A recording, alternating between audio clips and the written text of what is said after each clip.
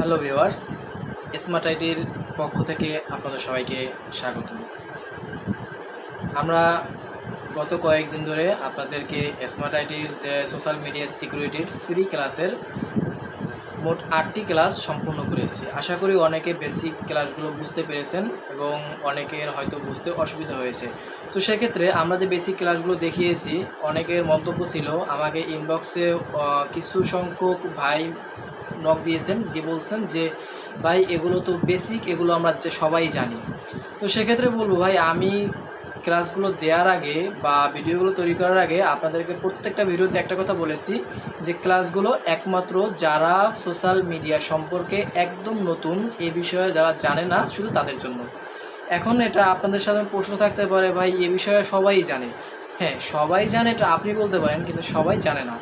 আমাদের সমাজে এমনও লোক আছে যারা সোশ্যাল মিডিয়া সম্পর্কে ঠিকই জানে, ফেসবুক স্ক্রল করতে পারে, ফেসবুক একটা অ্যাকাউন্ট ক্রিয়েট করতে পারে, কিন্তু একটা অ্যাকাউন্ট ক্রিয়েট করার পর ওটার কী কী সিকিউরিটি দরকার, ওই অ্যাকাউন্টটা হ্যাক হইলে পরবর্তীতে কী করতে হবে, বা আপনি হ্যারাসমেন্টের শিকার হইলে আপনার পরবর্তী কী করতে হবে, এই বিষয়গুলো জানে না, বিশেষ করে আমাদের বোনেরা।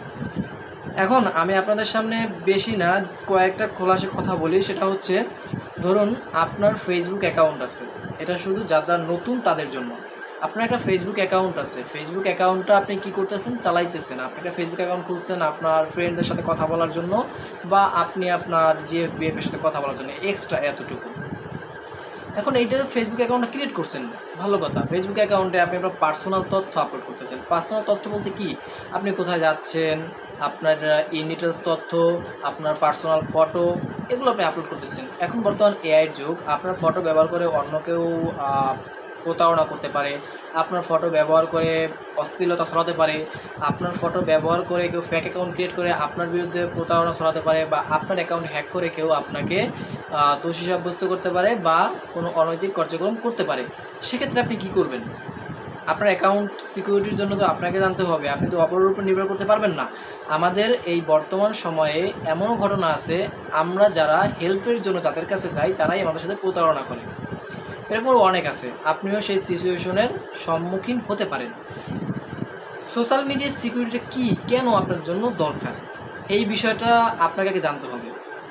আপনার জিমেল অ্যাকাউন্ট ক্রিয়েট করছেন, জিমেল অ্যাকাউন্টে নাই কোনো টু ফ্যাক্টর অথেন্টিকেশন চালু করা, নাই আপনার রিকভারি মোবাইল নাম্বার অ্যাড করা, রিকভারি কোনো জিমেল অ্যাড করা নাই, কিন্তু আপনি একটা অ্যাকাউন্ট ক্রিয়েট করে থুয়ে দিয়েছেন।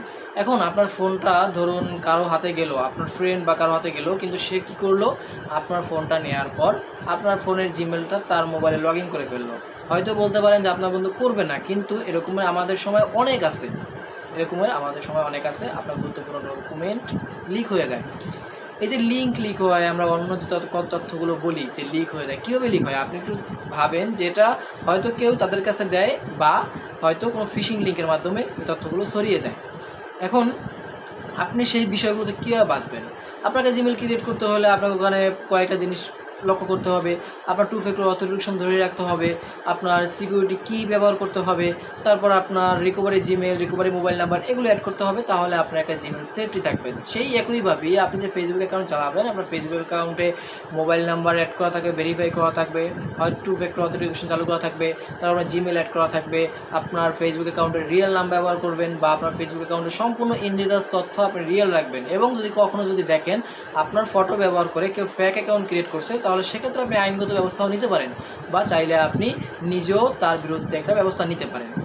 হ্যাঁ, আমরা সোশ্যাল মিডিয়া সিকিউরিটি বা সাইবার সিকিউরিটি সম্পর্কে কী বুঝি, অনেকেরই একটা আগ্রহ থাকে। সেটা হচ্ছে, ভাই অ্যাকাউন্ট কীভাবে রিমুভ করতে হয়, তারপর হচ্ছে আমি ফেক অ্যাকাউন্ট কীভাবে রিমুভ করবো, নাস্তিকবাদী অ্যাকাউন্ট কীভাবে রিমুভ করবো। হ্যাঁ ভাই, এই বিষয়গুলো আছে, আপনি যদি এগুলো ভালো কাজে ব্যবহার করেন, ভালো কাজে ব্যবহার করতে পারবেন। তো আপনি সবসময় ধরুন অশ্লীলতার বিরুদ্ধে, তারপর আপনি নাস্তিকবাদের বিরুদ্ধে এই কাজগুলো ব্যবহার করতে পারেন। তো সেই বিষয়ে আমাদের স্মার্ট আইটিতে আরও নতুন নতুন ক্লাস আসতেছে খুব তাড়াতাড়ি। তো আমরা আগে আপনার সিকিউরিটি সম্পর্কে ধারণাগুলো দেব।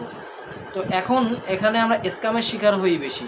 ধরুন আপনি কোথাও একটা প্রোডাক্ট কিনতে গেলেন, অনলাইনে প্রোডাক্ট কিনতে যাওয়ার পর আপনি অ্যাডভান্স কোথাও টাকা দিয়ে দিলেন, কিন্তু ওখানে প্রতারণার শিকার হলেন।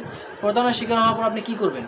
আপনার তো সেখানে কিছু করতে হবে, তার বিরুদ্ধে তো আপনার অভিযোগ বা কোনো কিছু করতে হবে। তাহলে সেক্ষেত্রে আপনি করতে পারেন কি, তার ভিতরে কোনো থানায় অভিযোগ করতে পারেন, বা জিডি করতে পারেন, বা আপনি নিজের কোনো পদক্ষেপ নিতে পারেন, তার অ্যাকাউন্ট রিমুভ করতে পারেন।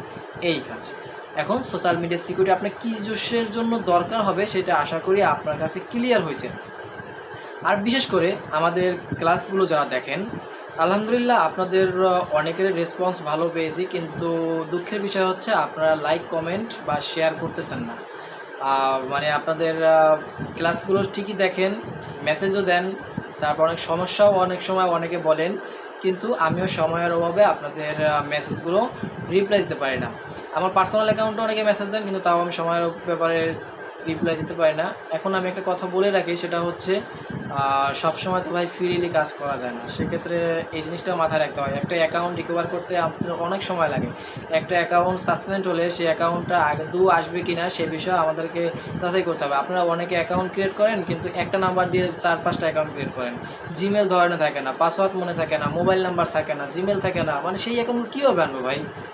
আপনার তো তথ্য দরকার হবে যে কোনো একটা। আপনার এনআইডি কার্ড নাই, আপনি কীভাবে আপনি সেই অ্যাকাউন্ট রিকভার করবেন? অ্যাকাউন্ট রিকভার করার জন্য আপনার নিজেদের কিছু তথ্য দরকার হবে। তো সেক্ষেত্রে সোশ্যাল মিডিয়ার সিকিউরিটি সম্পর্কে বা সাইবার সিকিউরিটি সম্পর্কে আমাদের সবার কিছু হলেও জানা উচিত, বেসিক হলেও জানা উচিত, যাতে আপনার নিজের সিকিউরিটি নিজে দিতে পারেন। আপনার যেমন রিয়েল লাইফে সিকিউরিটি দরকার, সেভাবে সোশ্যাল মিডিয়া অ্যাকাউন্টে আপনি প্রবেশ করছেন, তো আপনার জন্য সিকিউরিটিটা আবশ্যক হয়ে দাঁড়িয়েছে। তো সেক্ষেত্রে নিজের সিকিউরিটি নিজে দেবেন। ভিডিওটি ভালো লাগলে আপনি আপনার বন্ধুদের কাছে শেয়ার করে দেবেন, বেশি বেশি শেয়ার করবেন, কমেন্ট করবেন, লাইক করবেন, আমাদের সাথে থাকবেন। ইনশাআল্লাহ আপনাদের জন্য অনেক ভালো কিছু নিয়ে আসতেছি। সবাই ভালো থাকবেন, সুস্থ থাকবেন। আসসালামু আলাইকুম রহমতুল্লাহি ওয়া বারাকাতুহু।